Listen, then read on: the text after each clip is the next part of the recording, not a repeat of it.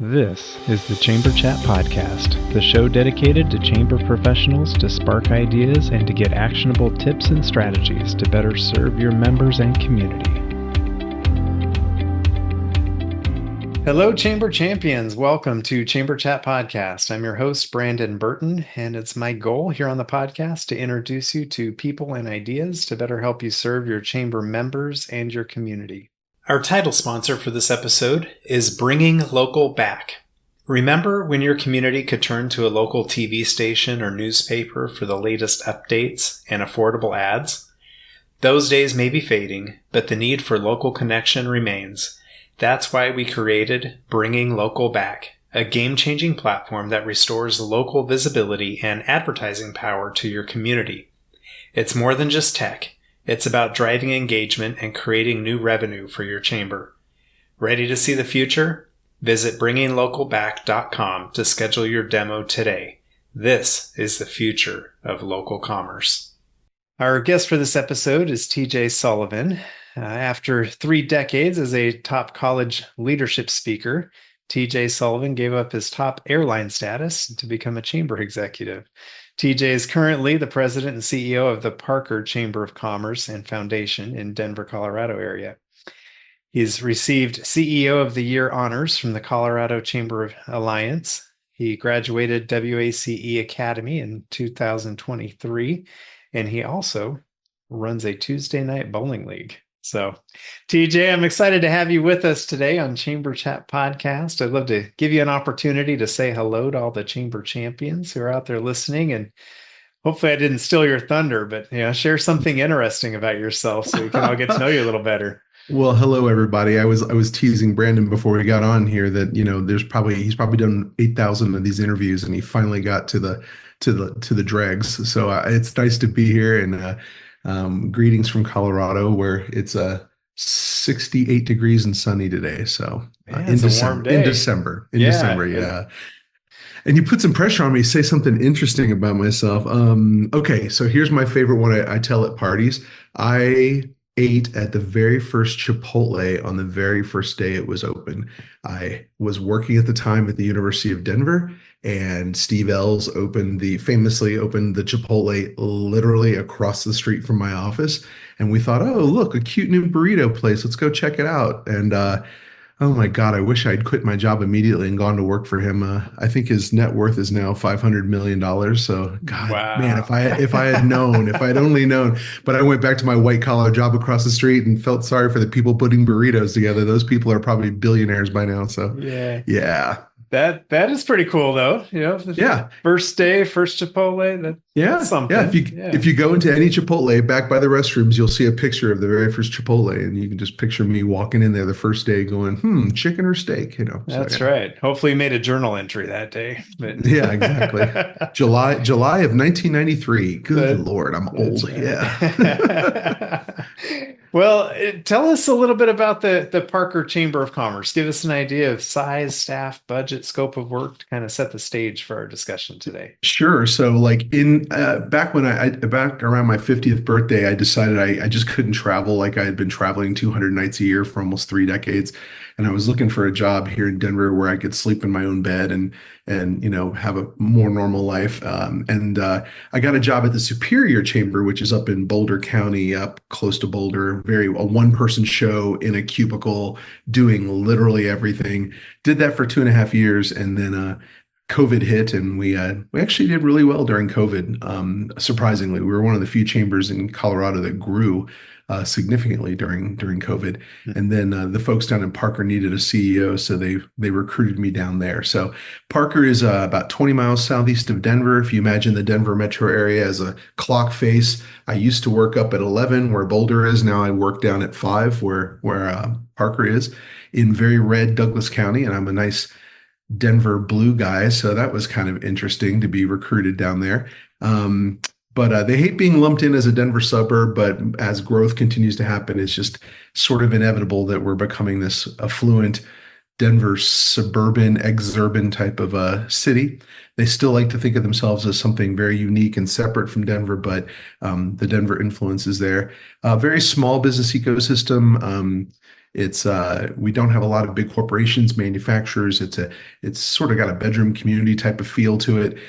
We have about 475 business members, which translates to about 1,100 humans that are attached to those memberships, and about 300,000 or so in membership revenue each year for about 43% of our annual revenue. So we do about we in 2025, I think we'll do about $680,000 budget. And I just hired my fifth staff person today. Very exciting. That's who we are. Did you say today you hired your Yeah, fifth? literally this morning. Wow. I called a nice guy. I don't know. He hasn't accepted yet. So by the time this comes out, he might have told me to, go pound sand. But yeah, and the funny thing is it'll be three men and two women in the office. So we have a little bit of a male dominated environment going on for some reason. I'm not sure how that's happening, but it's happening. So You yeah, it's pretty just fun. you just tipped the scales today with that. That's how it's I happening. know, and it wasn't even my choice. I let my membership VP choose, between the candidates. So it wasn't even my fault, although I'm sure I'm going to be blamed for it. So yeah, Right. Well, I'm looking forward to our discussion today. I think it's a discussion that a lot of chamber leaders can resonate with as they've either been in this position or they might be in the throes of it right now. But we'll be talking about rebuilding a troubled chamber. And yeah. looking forward to hearing about your experience with this and how you're able to overcome and all the ins and outs of that as soon as I get back from this quick break. Hi, I'm Joe. And I'm Rose. And we're the founders of App My Community, a mobile app that can be customized to meet the unique needs of your Chamber of Commerce. When we started App My Community, we envisioned a tool that would help communities thrive by simplifying communication and enhancing engagement. Chambers of Commerce face unique challenges, and we're here to help you tackle them. App My Community helps the Evergreen Area Chamber of Commerce to create an app that keeps tourists informed even when their office is closed. They provide 24/7 access to local business information, which helps support the local economy and community engagement. In Rocky Mountain House, we helped Rocky Chamber create an app with dynamic itineraries and digital resources for tourists, increasing local business engagement. The app has become an essential tool for the community, promoting events and boosting visibility for local merchants. Today, we empower more than 200 chambers of commerce, campgrounds, and RV resorts to streamline communication, informing members about events, sharing business updates, and providing a digital hub for the community, all in one convenient app. When you partner with App My Community, our team works closely with you to create an app that meets your chamber's unique needs. As your community grows, our app evolves with you. We are here to ensure you engage effectively with your members and streamline your operations. Schedule a demo today at appmycommunity.com. We can't wait to meet you. Chamber leaders, I know each of you works daily to boost your local economy and take your Chamber of Commerce to the next level. But let's face it takes funding, and lots of it. You need to know Resource Development Group. For 3 decades, they have been the premier economic development fundraising consulting firm dedicated to helping chambers of commerce and economic development organizations like yours thrive across the United States. Their expert team specializes in crafting customized fundraising strategies that drive tangible results so you'll be able to fully implement your community advancement and economic development strategies. Imagine having a partner who strives to understand your community's unique needs, brings national best practices to bear, and has the proven experience to secure millions of dollars in funding. Resource Development Group has successfully guided countless chambers of commerce in creating vibrant, sustainable economies.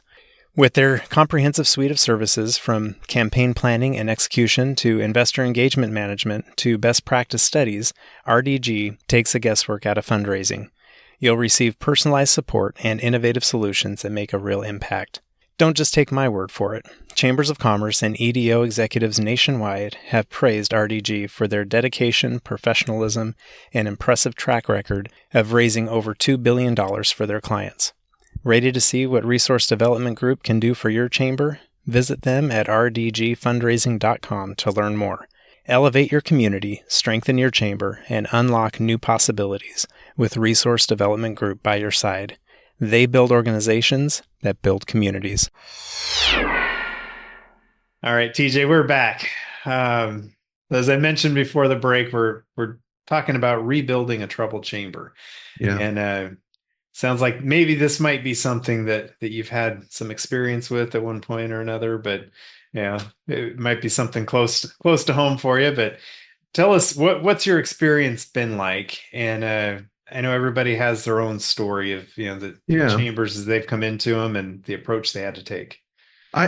First I want to say that when I go to a lot of chamber conferences, WACE or ACCE, it's amazing how many new chamber executives you meet who are who are there and introduce themselves as someone who just took over a month and a half ago and they've got no money and they have no idea what they're doing and please help me.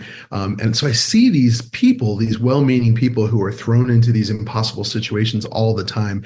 And having been through that a little bit, I always feel like, man, get ready, buckle in, because you've got a journey here in front of you, So maybe somebody listening right now is one of those people who is like, what the hell have I done? I'm Saying yes sure to of this. it. Yeah. Yeah. So for those of you that resonate with this topic, I understand where you are and what's ahead of you.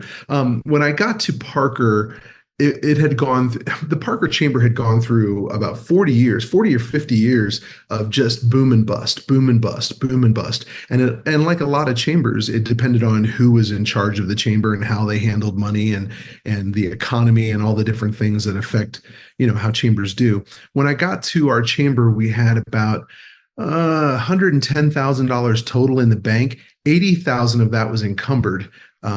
We have a big festival called the Parker Days Festival, which is about a $2 million enterprise every summer.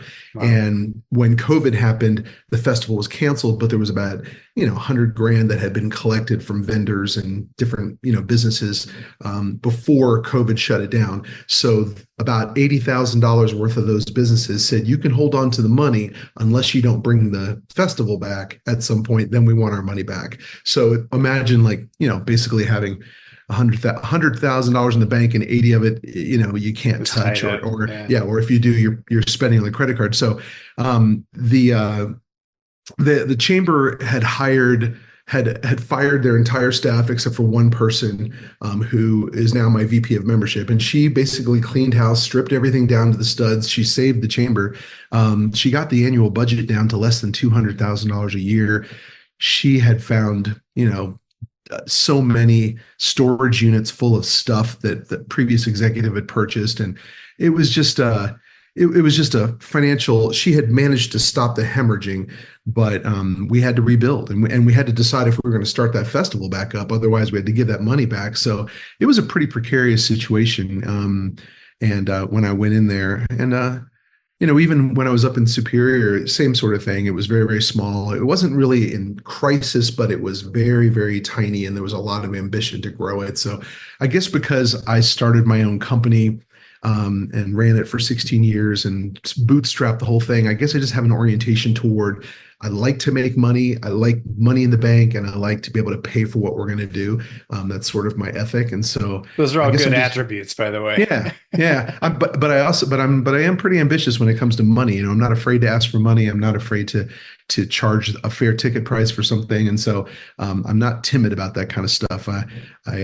Yeah. So anyway, that was the challenge. I just had to basically. We had a lot of potential and a lot of opportunity. We had to decide if we were going to do that festival.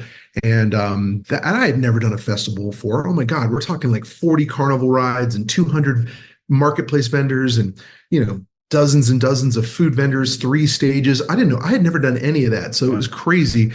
So that was a big, scary challenge. But thank God, we pulled it off in 2023. 2022, we brought the festival back. We ended up making, several $100,000. We got back on solid ground, and then we could start building. So for those people out there who are walking into a mess and a really sad bank account, you can do it. You can do it. You just have to figure out what your assets are and where your potential is and go hard. Yeah. So some of these people coming into these situations, it can be a variety of different things. It could be just, poorly managed, ahead of time. It could be a toxic board member that's, caused or several some issues or several. Yeah. Yeah. It could be conflict with a city manager or something, something internally that is really, given a bad name to the chamber, we'll say. So there's a lot of different ways that things can kind of go awry. Yep. But as you come into a chamber, or maybe even before you come into a chamber, are there things that, looking back, that you would want to know more about before taking a job, or questions that you would ask, or just even if you took the job, just going into it eyes wide open of knowing, kind of what you're getting yourself into?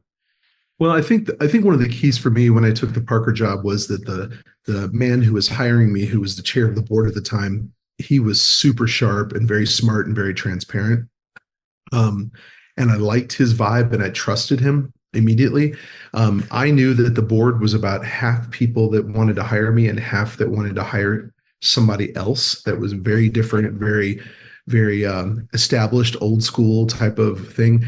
But it just so happened that Brian was the chair and he made my hire happen, which in a blessing made all the old school cranky people quit the board. So I ended up being hired by the good guys, and then the good guys were able to recruit more good guys onto the board. So good guys and women. So yeah, I got lucky that I did not walk into a toxic board situation. I don't think I would have taken the job if I got that vibe though. I am not interested in being told no a lot, and I'm not interested in having stale, ideas, Yeah. stale, pale, and male, as they say, right? Right.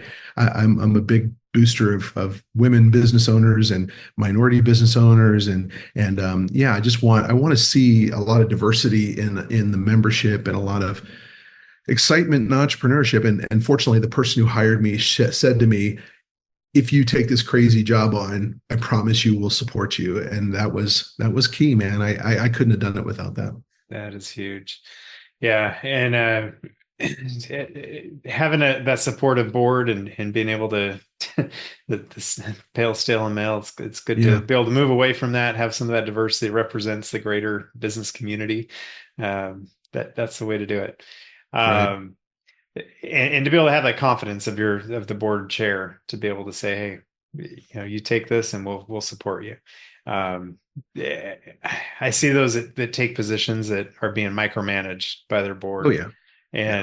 and that would just be frustrating to come Oh my into it. God, Your I hands couldn't are have done tied. it. I don't even know how you could turn around a program that could be No. micromanaged that way. Well, I guess people who come into these jobs come from lots of different places. It's I true. came from it from having owned several successful businesses. So I had that entrepreneurial mindset. I hadn't worked for anybody for 30 years before I took the job in Superior.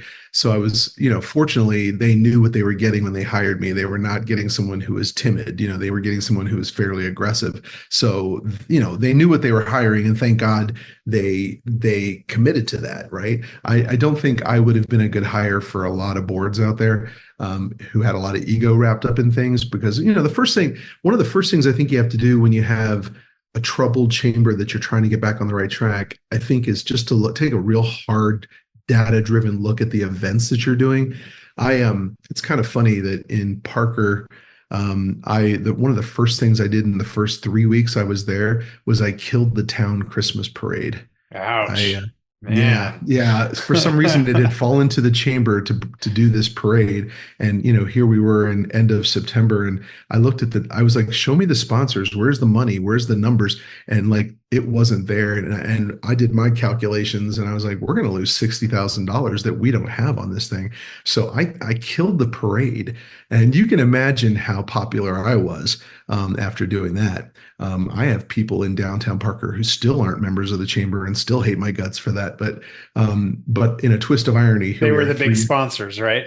Well, they were on the committee who felt like this is something we need to do, but they Yeah. weren't treating it like a business, and so in a twist of irony, tomorrow I'm one of the announcers for the Christmas parade, for the 2024 Christmas parade. So it did come back, but Yeah. but I killed it the first year. So yeah, that was. But looking at the events, I mean, God, so many chamber executives walk into their jobs, and there's these events that make no sense that they just have to do because everybody's so emotionally attached to it, but the money isn't there. And I think if you're not willing to go in and slay a couple sacred cows, you're gonna have a tough time turning a chamber around. So let's talk about that for a minute, because Yeah, as somebody new to a community, new to a chamber, that yeah, you got fresh eyes, fresh perspective, taking your knowledge and experience from where you come from, and taking it to this new community. Um, Are there things you need to be careful of? I mean, you can look at the data, you can look at the numbers, you can look at the math, like does this make good business sense? Are there any considerations beyond that? Like, are you gonna make people upset that are gonna make your job harder in all the other aspects, or what other things need to be considered? Yeah, yeah, and that's part of being a good business person. I mean, when you have, if you're, we need to run chambers like businesses. I mean, I was like I told you, I had 110,000 in the bank, 80,000 encumbered, and I was going to lose $60,000 on a parade. Like, there's no way. And Yeah. when I went to my board and showed them the numbers, I'm like, somebody tell me where I'm wrong here. And they're like, no, you're right. This is a mess. And I said, okay, I'll take the heat. And I'm not afraid to take the heat. Yeah, I was the joke around town for about 2 years was calling me Parade Killer. That was my nickname. But I don't care. I put PK. I got a shirt with PK on it, as my nickname. I'm like, yeah,. I'm the Parade Killer. That's cool. And when you say, do you want to see the numbers? And here it is. People have a hard time arguing that, especially business members. There were community members who were very upset. Oh my God, we love the parade. I'm like, well, good. Hand me a check for $25,000 and we will do it. We'll keep doing, yeah. Yeah. And so, people don't like being told no, but if you're going to be successful in business or successful in nonprofit management, you got to be able to stand up for the right decisions, especially when you have the data to support it. But yeah, no, you're not going to be popular all the time. And like I said, there's still people who don't like me in town, but that's all Yeah. right. My board likes me and they like the fact that we have money in the bank now. You're positive now, yeah. Yeah, I can see the chamber member or the community, just the average citizen saying, "Oh, who's this, this hot shot coming in from out of town thinking he oh knows yeah. best, Oh, a Denver guy no less, because I still live in Denver. I live in Denver. I come from the horrible city down to this, bucolic small town, and I'm ruining everything. But yeah, no, I mean, again, I think and I'm not trying to say it like it's an easy thing to do. It's a very hard thing to do, and you hurt a lot of feelings, and people are disappointed in the whole thing. But maybe you don't kill it if the number is much smaller. Take a pause. Say, we need to take a year off and figure this out, and especially if you just came in and a damn event is happening in 2 months and you're going to lose a bunch of money on it. My goodness, that's not your fault. You walked into that, but right.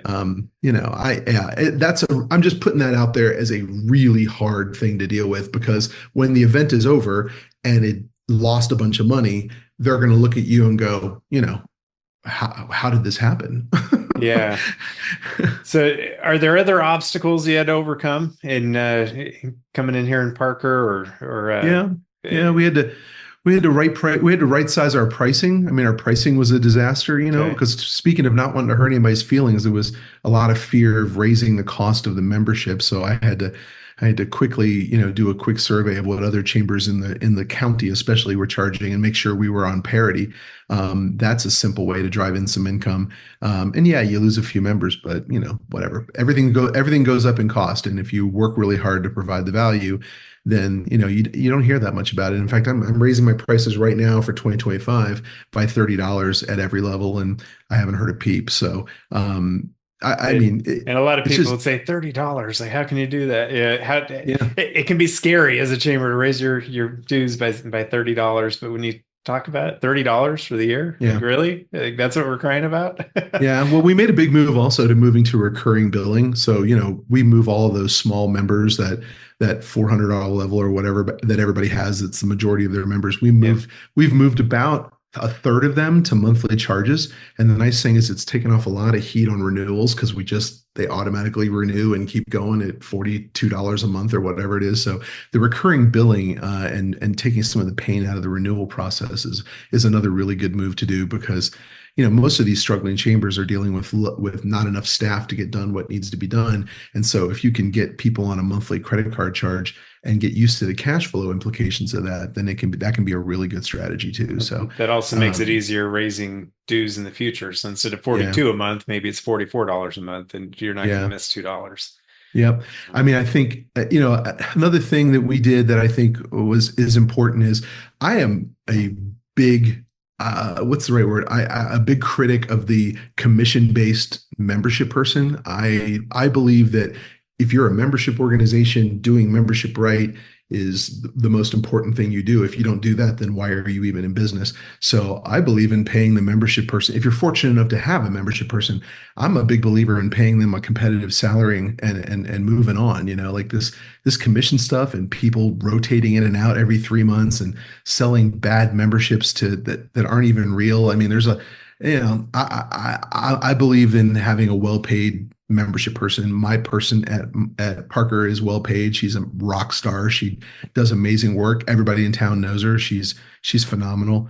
I generally, I just really believe that you have to put the money where the most important things are, and that's the people that are actually making things happen. So I spend a little bit on board development. I spend money on volunteer, making sure volunteers feel valuable. I kind of tend to put the money more into people than events or development, publications or things like that. I mean, I'm more into like people because, yeah. So I'm sorry, I kind of jumped ahead there, but you're in the people business. So that makes sense. And as far as a membership person goes, it makes sense to not have to compete amongst staff on who gets credit for the deal too, the new member. Well, when I got to Superior, it said, Target's a member and Costco's a member, but I was like, no, they're not. Like, I can't find anybody there. Somebody went and like got a $50 gift card from Target or something and then called them a member. I'm like, no, that's not how we're doing things here. So, when I got to Parker, first thing I did was chop about 50 non-members out who hadn't paid in over a year and were still sitting on the books because, we got to have John, the attorney, as a member. I'm like, no, we don't. If John's not paying, John's out, like done. And we're going to add a $50 application fee. So when John wants to come back, he's going to pay a penalty for that. So, just you gotta come and play ball, man. The chamber takes some courage. Chamber takes some guts, I think, if you're going to do it right and really succeed. So yeah, for sure. So there's some pretty fun obstacles you had to overcome, and it seems like you're still alive. They haven't run you out of town yet either. So no, and you got to get people to the table, ask them what they want, celebrate new ideas, try some things. We first thing I've done at both chambers that I've run is I analyzed every single event. I looked at the money, I looked at attendance, I looked at my friend Jim Johnson from down at Pearland would be very impressed with me talking about data because he's a data geek and I am not. But like we looked at the basic numbers and I'm like, why does this event make sense? It's gone. Okay, this one is good. How can we make it better and bring 5 more sponsors in? So you really have to do that financial analysis of your events, not just the big ones, but even the small ones, your after hours and different things. It's like, we took one of our after hours, for example, and first thing I did was get rid of the idea of that an after hours mixer has to be monthly. We do 5 a year now. That's it. And we make them good. We make them really fun and good and people look forward to them. But we also get them sponsored, and we turned our November after hours into a member appreciation party with a band and at a bar and the whole thing. And we had 200 people at it. A couple weeks ago. So, just fix what's not working, inject some new ideas, take some chances. I mean, people get excited about being part of an organization that feels like it's winning. There's nothing worse than writing a check to an organization you feel is limping along. So, a big part of turning a chamber around is put some wins on the board, man, and celebrate them and make sure people are excited about it. Do one good event instead of 4 terrible ones, those kind of things. I mean, again, I know it sounds easier to say than do, but I've done it, and it can be done. It just takes time. It's a really good point, though. When you consider renewing a membership and you're like, I don't know if this organization is even going to be around for a whole year, but here's my check, But if you see positive things happening, you see these good things, it makes it a whole lot easier to write that check and sponsor things. So.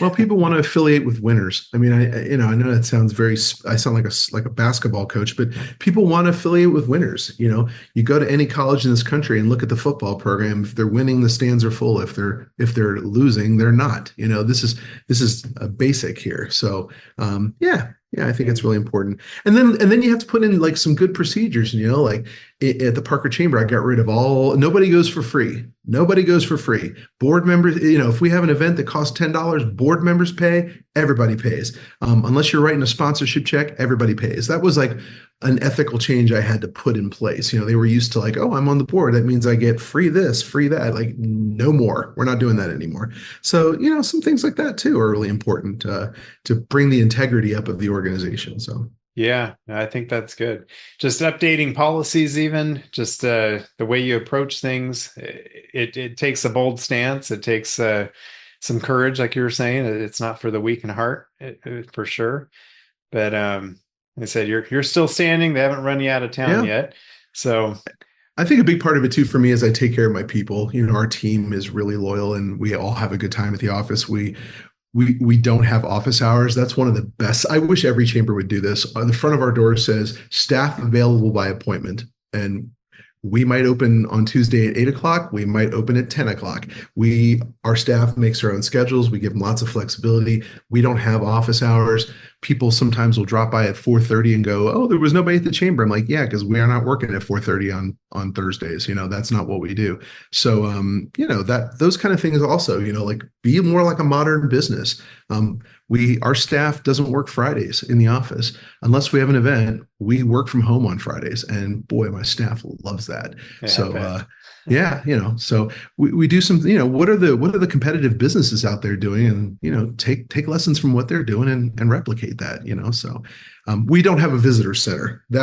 Thank God we don't have a visitor center. A different story if you did. Yeah. If you have a visitor center and you have a contract and you have to be open from this hour to this hour, okay, that's a whole different ball of wax, which I've never done. But no, we're off running around selling memberships, setting up sponsorships for events. I'm sometimes at home putting the directory together. God knows.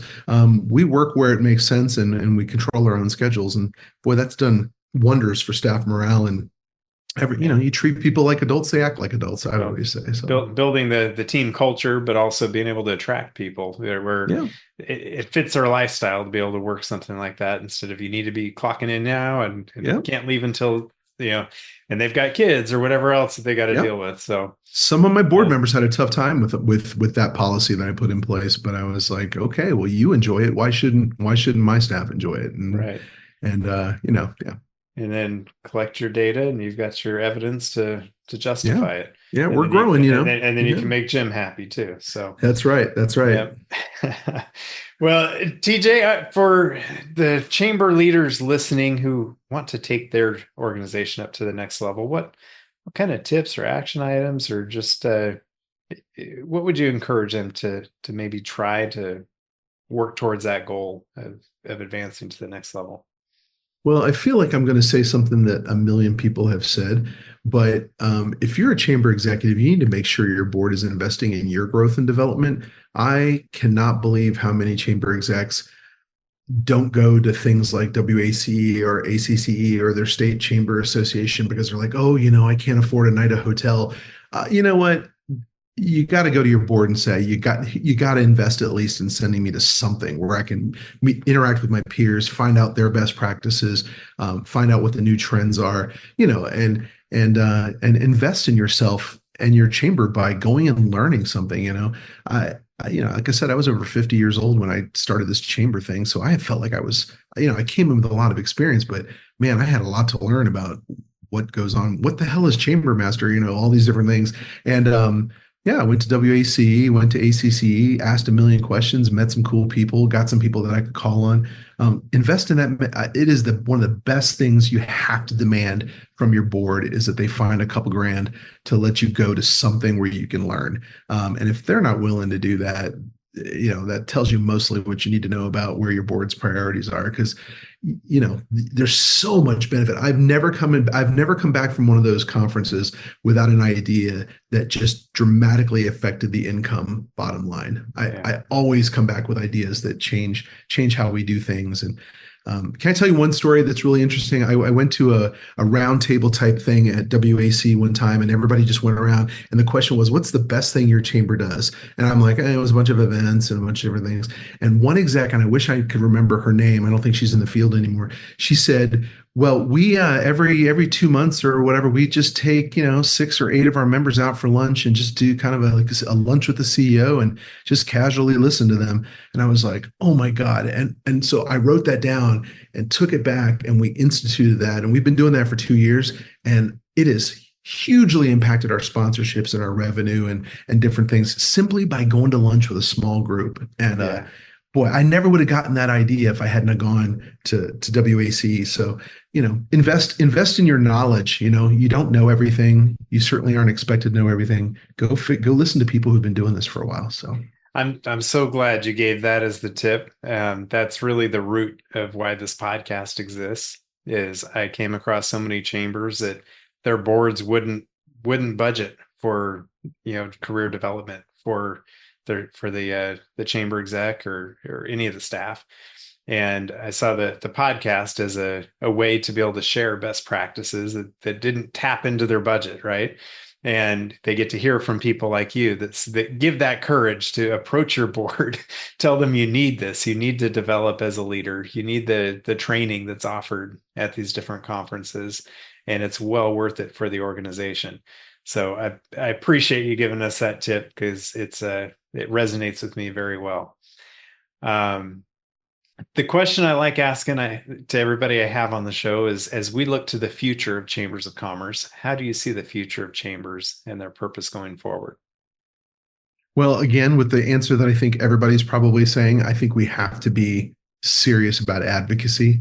We have to become quasi lobbying organizations. If your chamber doesn't already do that, start small, form a government affairs committee. There's a lot of chambers in every state that are killing it on government affairs, and that's what brings the big dollars in. That's what brings the big corporations, the big employers in. Is when you can make something happen. When I came in, there was nothing, and we started a government affairs committee. And in the second year, we decided to take on a bond initiative that gave a big pay increase to the teachers in our area. We framed it as a workforce issue, and that same bond issue had failed 3 times in previous elections, and we got the chamber to go gung ho on it, and we got it passed. And now every teacher in Parker, stops me and goes, "Thank you for what you all did." And when you have the teachers, man, you're doing well. So no, I think government affairs is the future. Our next big, huge hire hopefully will be someone who is doing business advocacy, because that's where that pays dividends. And so the future chamber is in advocacy. And when people say, "Oh, I don't like politics," I'm like, well, you better learn, because you better start learning to like it and be that sane center. That's the big buzz phrase now is, part of the chambers being the sane center of a polarized society. There's money to be made there. There's influence to be made there. And in my mind, that is the future of chambers. It's not the networking with cheap Chardonnay. It's going to your state representative and saying, let's get a law passed. That's more exciting. Yeah. And as you give that answer, I know some are intimidated by the idea, but there's ways to do advocacy that's very low barrier of entry, and just dabble in it, get your feet wet, grow, rely on your state chamber, rely on other chambers, regional chambers, get support there. And I think you're right. That definitely is going to be a huge part of the future of chambers. And if you're not ready to take stand on issues or take on a campaign or endorse candidates, that's the big scary one for everybody. You sure can be the educational place where people go to learn about the issue. You don't have to take a stand on the new blah blah tax, but you sure can hold a town hall where you bring in people to explain it and discuss it, and that's advocacy. So even if you're afraid of government and politics, there is a place for your chamber to get noticed for making a difference in that area. So yeah, absolutely. Well, TJ, I wanted to give you a chance to share any contact information for listeners who may want to reach out and connect with you, and maybe be a lifeline if they're at a struggling chamber right now.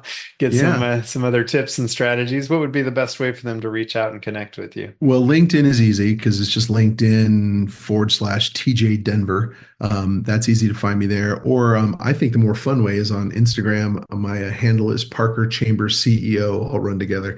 And Instagram's fun. It's a little lighter, a little more fun, and I love seeing what other people are doing. So I'd say those are the two best ways to interact with me. If you're super serious, go to LinkedIn. If you're more, light, fun, and silly, go to Instagram. So, Instagram.